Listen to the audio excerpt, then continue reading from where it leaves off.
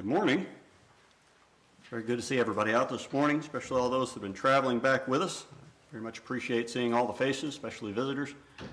You don't normally do this, but I'd like to encourage everybody, if you can, to come back this evening. I know that seems kind of a weird thing for somebody standing up here to say, but this will be a first for me. I've done a two-parter. And so I'm going to do half this morning, half this evening, so it'd be I think most beneficial if everybody's able to hear all of it. This lesson kind of came up. I've taught one like this, but it's been about 5 years ago. But came up from a question someone had online asked, and I tried having a conversation back and forth with him, asking, who is God? How do I get to know God better? He said he caught a lot of flack from people from some places he'd gone asking that, because he admitted he was an atheist, and they figured that he was, as some do, being disingenuous in his question, but rather began to talk back and forth about several things, and so I having looked up several things and written them down, thought to adapt the lesson I had done before into a new one. And the other thing that brought this about was listening to a podcast I'd come across. One thought was that, the main aim of whoever's preaching from the pulpit, ought to be, as Paul instructed Timothy, to entrust the things that you know to righteous men so they might be able to teach others. And these are things that help me and help me maybe in the way that I'm able to help others and to teach others. And so I thought maybe if I pass them on, that it might, of course, most of these might be things that everyone knows, but there might be some method here that you're able to use to teach someone else, or that inspires you to maybe study more and find, look for more methods that you can use to teach someone else. And so, of course, the lesson here this morning, knowing God, and the question of how can we know God. And well, if you'd like to turn, I'd like to start this morning in Acts chapter 17. Kind of a familiar type thing. Paul is speaking to a group of folks that don't believe in the God of the Jews. His sermon on Mars Hill, there towards the end of the chapter, and he talks about the unknown God that they've got an altar to, and but in verse 27, he tells us we are. I'll start at verse 26. He's made of one blood all nations of men to dwell on the face of the earth, and has determined the times before appointed and the bounds of their habitation, that they should seek the Lord, if haply they might feel after him and find him, though he's not far from every one of us. We're made to seek him. We're made to find him. He told the Israelites multiple times, if they sought him with all their hearts, they would find him. You might note, both of these cases are times he talks about after you've fallen away from me, after you've gone after other gods, and I've destroyed you out of the land and put you into captivity and spread you amongst the nations. And then you'll want to seek me again. And when you seek me, you will find me. We've been left a lot of clues as to where God is, not just in the Bible, but for the world around us, the relationships that he's given us, the things that he has shown us and done for us to know. Now, a couple things before we begin. Nothing can give us a full understanding of God. Nothing. You're not there. There is more to God than there is to the universe, and there is, let's just face it. If you tried to take the understanding of just the world around us and inject it all into my head at one time, it would turn my brain to mush. Okay? Life is complicated. The world is complicated. Everything is complicated. And the more we look at it, the more complicated it is. Remember in Exodus 33, when he told Moses, no man can see my face and live. Not that God's afraid to show his face to anybody, but it's beyond our capability, our body, to be able to handle it. We can't know all his mysteries. I always loved what Wes would always say, whenever kids ask a difficult question. Deuteronomy 29:29, the secret things belong to God, right? What they do, there are things that we don't know. Paul said in 2 Corinthians 12, here he's talking about someone, he said it was caught up into the third heaven. And the King James Version says in the, let's see, 2 Corinthians 12, 4. It helped if I was in 2 Corinthians, that's why. Just a second. He knew someone that was in Christ about 14 years ago, this is verse 2, whether in body I cannot tell or whether out of body I cannot tell, God knows. He was caught up into the third heaven, and I knew him. Once again, whether in body or out of body, I don't know, but God knows. How he was caught up into paradise and heard unspeakable words which is not lawful for a man to utter. Another translation of that, I think, puts it a little bit better.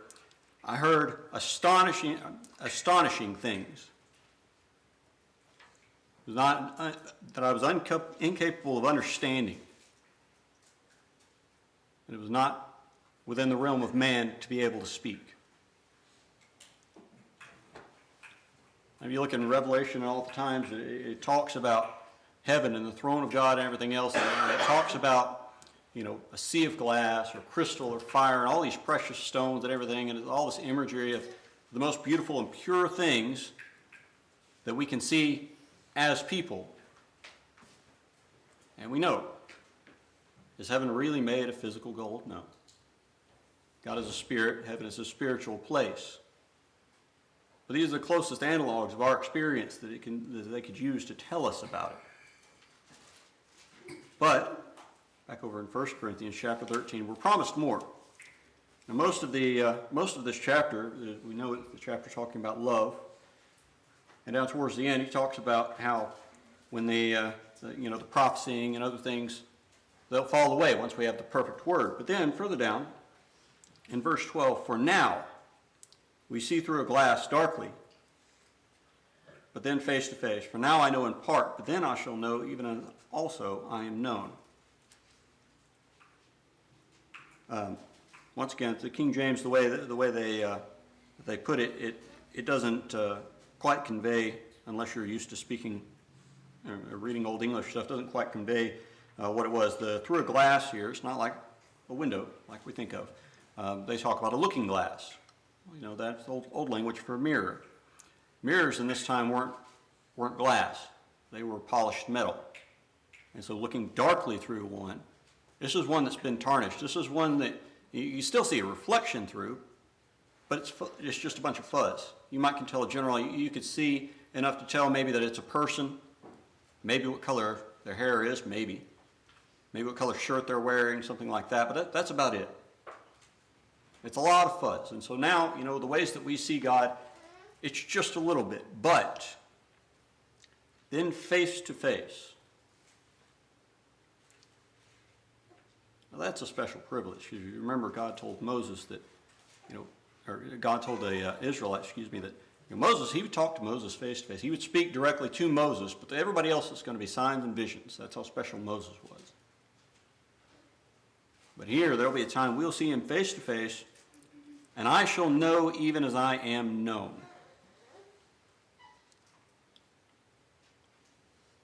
And 1 John 3:2 says, when we meet him in the air, we don't know what he's going to be like. But we know we'll be like him. And then we'll be able to see him as he is. And God, as we'll get into, the creator that made every little smallest bit of the universe, how thoroughly he knows me. And all the knowledge that men have sought out over the centuries and asked and wondered and tried to figure out and want to know the mysteries of life and everything else, everything, the full knowledge of it, not only will I be able to be shown, but I'll be able to understand it. I'll be able to know. It's an amazing thought. But until I understand exactly how far I am from that, it doesn't, the full beauty of it really doesn't show for me. I think I get this little small if I read it. The things we look at in this lesson, one thing about it, we have to always view them from the vantage point of a humble being seeking to know more about his creator. I'm going to talk a lot about the things of the world. I'm going to list the Bible verses first and then talk about a few things of the amazing things that that God has done in all of the various ways, and people have made the mistake. They get too caught up in the study of the world, and then they start leaving the God part out of it. And that's where science is today. And so everything suffers when that happens. Remember this. God is described a few different ways in the Bible. We have God the Creator, of course, created the heaven and the earth. God the Son, as he's described in many different places, but John 20:28 is a good place to look for that. God the Spirit, and this one's the more fun one. I say is just more fun to look up. The best indication we have that the Holy Spirit is God, as far as is equal with the Father and the Son, from what I can tell, is Matthew 28:19. This is where Jesus tells them to go forth into the world and baptize everyone in the name of the Father, the Son, and the Holy Spirit. Now, you don't put three people in a line like that unless they're all equal. You have God the Son, God the Father, and God the Holy Spirit. Of course, God the Father, John 20, verse 17, talks about. And today we're going to concentrate more this morning on God the Creator and God the Son. Because, of course, we know they are indeed the same.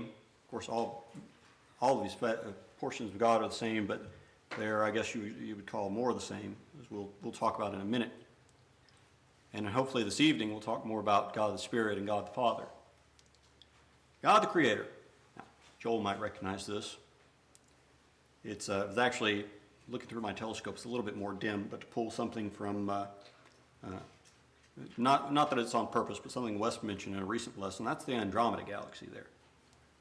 That's what it looks like as you might view it through my telescope. Now, my telescope, not really huge, but it's not small. It's about 8 inches. And so if you just look, you see this. That's really neat to see. And once again, if you skim through the Bible or if you just look around at things, it's really neat to see. But there are many things that if you take a deeper look, if you look harder and longer, you get a whole lot different. If you will turn to Psalm 19, 1 through 6. I love this. I love the Psalms. We're not going to read every single reference that I pull up for the sake of time this morning, but this is definitely one. Especially verse 1. The heavens declare the glory of God, and the firmament shows his handiwork. Day unto day utters speech, night unto night shows knowledge. There is no speech or language where their voice is not heard. Their line has gone out through all the earth, and their words to the end of the world. In them has he set the tabernacle for the sun, which is as a bridegroom coming out of his chamber, and rejoices as a strong man to run a race. His going forth is from the end of heaven, and a circuit to the ends of it, and there's nothing hid from the heat thereof.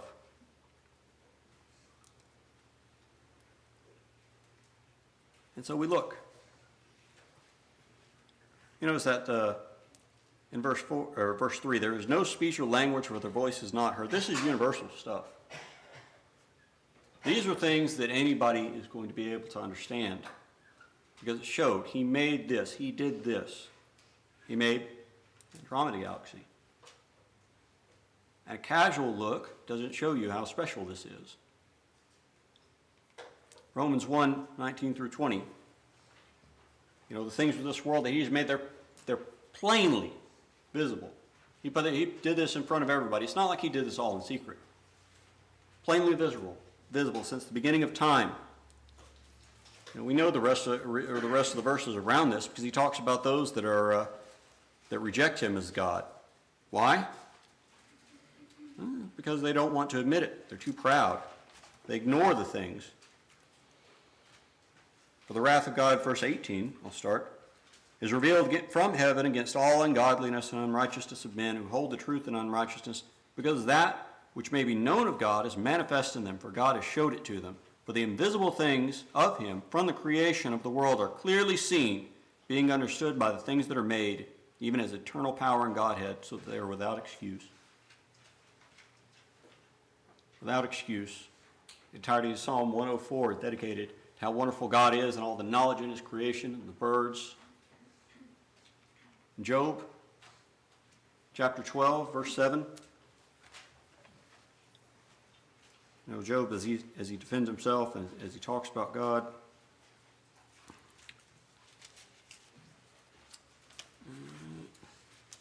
a bit too far.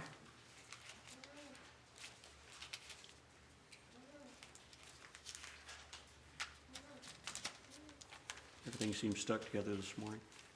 Sorry about that. But here he's talking, and he talks about how everything that you see, starting verse 7, ask the beasts, they'll teach you, and the fowls of the air, and they'll tell you, or speak to the earth, and it shall teach you, and the fish of the sea shall declare it to you. Who doesn't know in all these that the hand of the Lord has wrought this? In whose hand is the soul of every living being and the breath of all mankind? The man of God looks around at all these things and he can see God in all of them. Now, the Andromeda Galaxy is a Messier object. It's cataloged by a French astronomer who, from the middle of Paris, back in the 18th century, with a much smaller, more rudimentary telescope than mine, looked through the night sky. He wanted a comet named after him. That's what he really wanted. And so he looked for objects that he thought might be comets, and he studied them night after night after night after night. And so, sitting out there and looking night after night into the sky, this is his sketch of what the Andromeda Galaxy looked like. You get a little bit more the more you look. And then maybe, you get a little bit more powerful of a tool. These days we've got cameras. They don't, just a quick picture doesn't show you. They'll take picture after picture, and they'll use software to stack the images on top of each other until they can see. And so you get a little bit better. You see what he saw. He had two other little dots. Those are actually two other galaxies that you could see in the picture around it. But if you really want to look at space stuff, you got to use Hubble.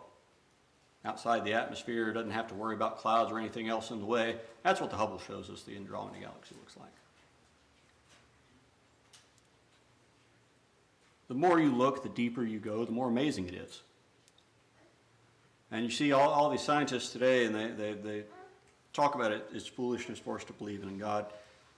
Albert Einstein, although he didn't believe in the Jewish God, the personal God that knew and cared for every person, he said there's too much order to the universe and how things work for it not to have been created.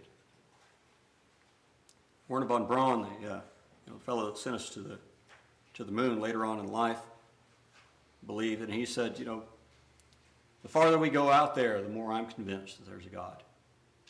The more that we see, the more I'm convinced.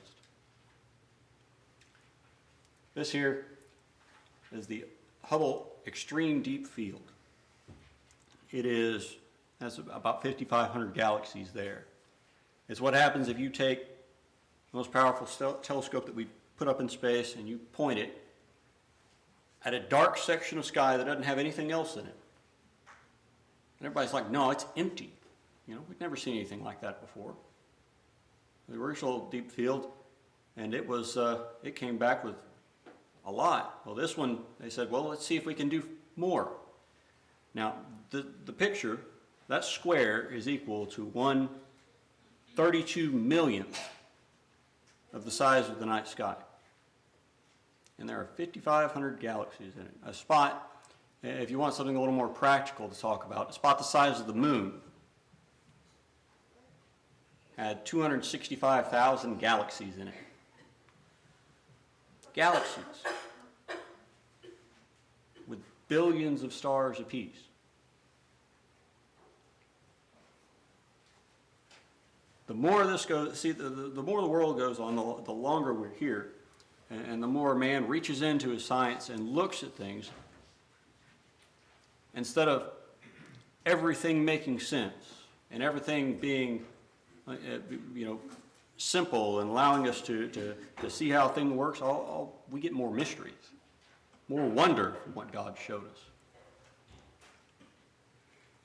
If you took all the atoms in your body and arranged them in a straight line while leaving the space between them the exact same, it would stretch to the moon.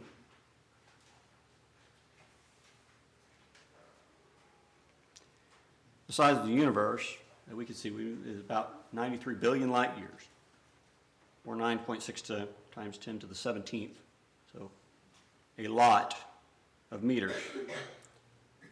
A lot of scientific measurement uses meters. We're not quite so used to that. So 2 meters is about a Judd height, if you need a reference. Well, the smallest unit we know of is the Planck length. And it's 1.61 times 10 to the negative 35. It's a very, very small length. So we are closer in size to the observable universe as a person. I'm closer in size to how big the universe is than I am to the smallest thing that we can measure.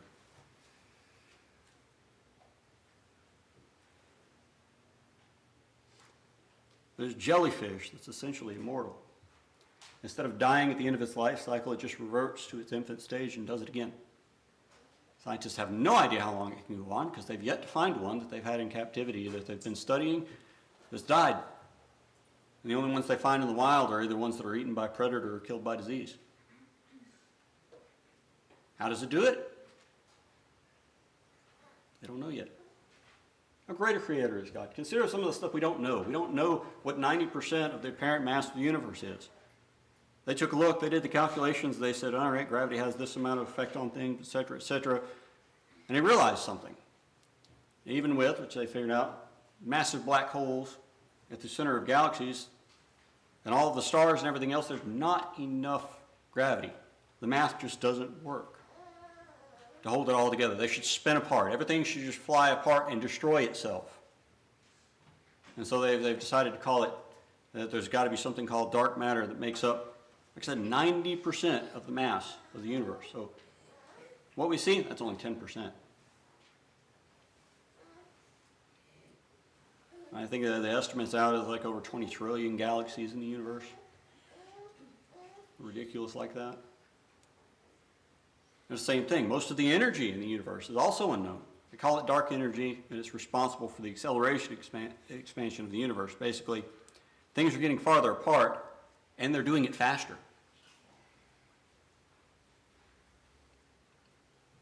And they don't get how. The whole universe is the same temperature if you average it all out. And they figure, well, you know, when everything was all close together and heat had time to travel between stuff and even out, that makes sense. But now everything's so far apart, and it's spreading apart faster than light travels. And so heat can't travel fast enough to even out. So how's it all even? They don't know. They're having to change the way that they think about physics. Because every time, everything they think they know, they can run into something they don't. And that's talking about the big stuff. Remember that small stuff, the Planck length and everything else? Once you get down to subatomic particles, everything that works everywhere else doesn't work right. Nothing. Not even time works the same. And so they have to rewrite a whole new section of physics just to try and explain what happens when you get down that small. Because we think we know better, right? We think we know, but what kind of an awesome God do we have that made all this, and at every turn we run into things that are just so astounding and so incredible. Here's a good one. The best one. I have no idea. Consciousness. People, what makes you you? You know, science says if everything in you is a result of your genes and the environment you were born in, how is it that identical twins have separate personalities? They were both in the same womb at the same time. They both have the same genes. They can have different personalities. Science can't explain that one. We know. The soul. I love this. I did some digging. You know, how much energy do we use up? About 121.5 watts per day. That's your 2,500 calorie diet, give or take. Okay? And those are not, familiar as far as it is with electricity. Just look at your electric bill. It's running the kilowatts, 1,000 watts, right? Kilowatt hours.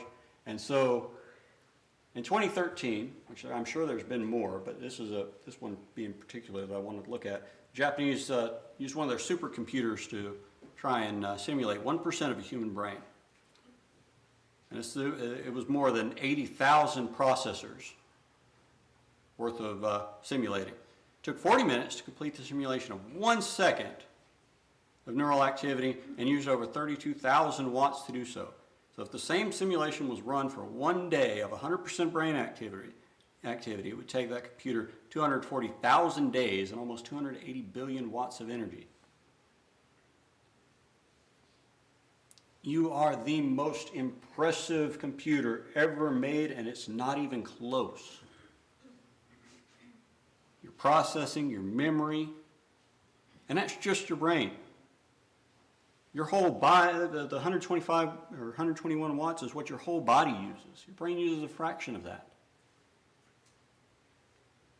Your eyes are better than the best camera we make. Don't believe me? I mean, even looking through it, start looking at some of those classic football games, how bad they look. I mean, I don't remember looking that bad. Even the newer stuff, the more impressive stuff, they can't get better than what your eyes can do. Seeing things with your own eyes is always the best way to see it.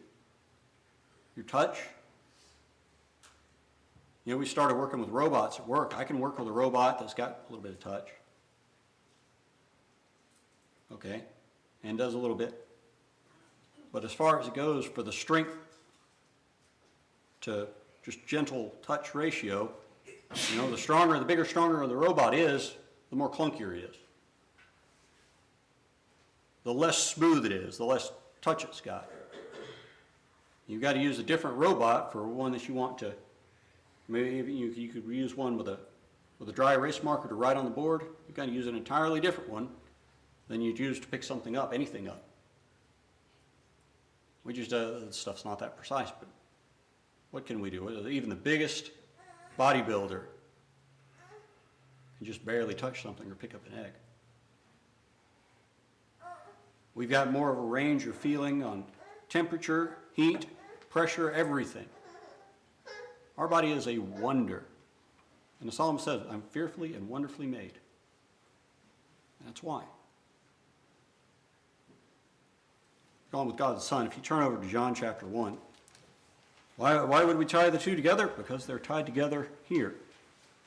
In the beginning was the Word, and the Word was with God, and the Word was God.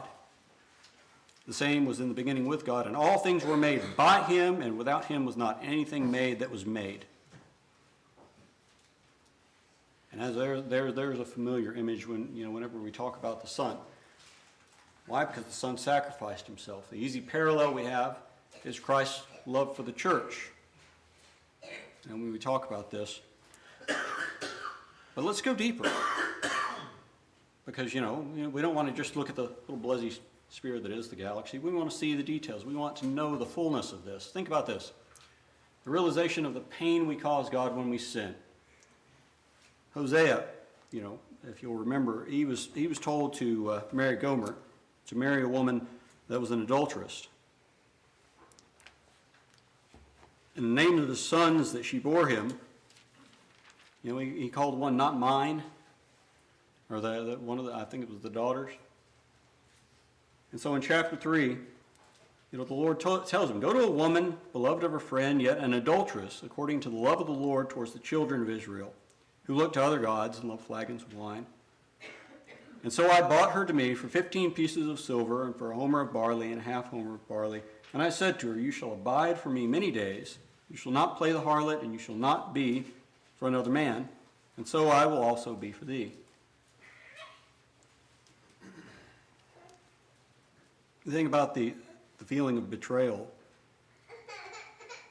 of the person that's closest to you to do that, and you think of how perfect God is, and he's provided everything. As Ephesians says, he's done everything he can to make us a holy bride, a clean bride, to be his. And yet here, the word he uses when he tells her in verse 3 that you shall abide for me for many days, it's the same, the word actually means to sit apart. And it's the same, it's used in another spot in Deuteronomy, where it talks about if you go conquer a foreign people, and you see a woman there that you want to marry, you've got to bring her home, and you've got to sit her there for her time of mourning and for time apart from everyone else before you can marry her. That's this word.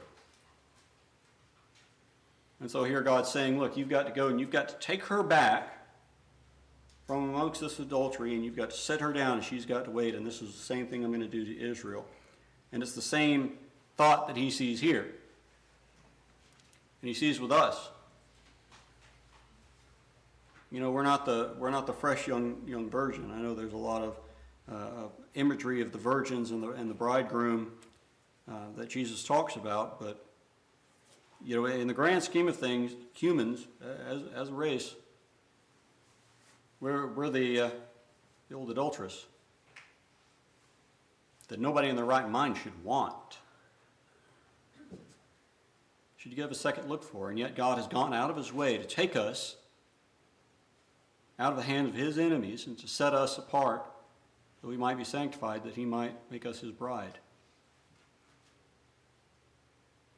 That is the depth. Another note, this is going to kind of tie into later, but James 1:27, you know, true and undefiled religion to visit the widows and fatherless in their affliction and to remain unspotted for the world. The widows, you know, we as sinners, we're the woman that he redeemed to become his bride. We are the ones that he wanted so badly. And you have to think about this, you know, depending on, you know, how long the time was before you got married, perhaps. You know, you knew several folks, or you thought maybe, even still, that might be something you're just desperate for that you don't know that you'll ever find. You know, those feelings, and to think, you know what? It's how God feels. It's how God felt when he was preparing all of this. And he knew that he loved them, and he loved us. He loved Israel, and he loved us, and wanted so badly to make them his own in that. And that Jesus was willing to come. Why would he want to suffer all of the things that he suffered? Why would he want to do all the things that he did? Because it was wanted that badly. And I think, you know, I know several folks here that, the ladies especially and the guys, it's like we go to camp, you know, every year. And at the end of the week, the guys are all going up there to pick up the family. Why? Well, you know, there's something to being apart, maybe being able to get a little bit done, but by the end of the week, you really miss family, don't you? You just want to go get them.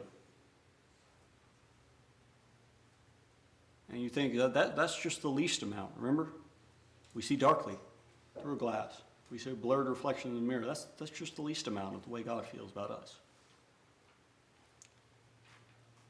I think that's a good time to end it this morning. But, you know, if you need to respond to that all that effort that God has put in, all the love that he's shown, maybe we haven't shown that love back. Maybe we, you know, have not kept ourselves as pure to him. Maybe we need the prayers of the brethren. I encourage you to do that now. If you haven't been a bride to Christ, if you haven't been baptized,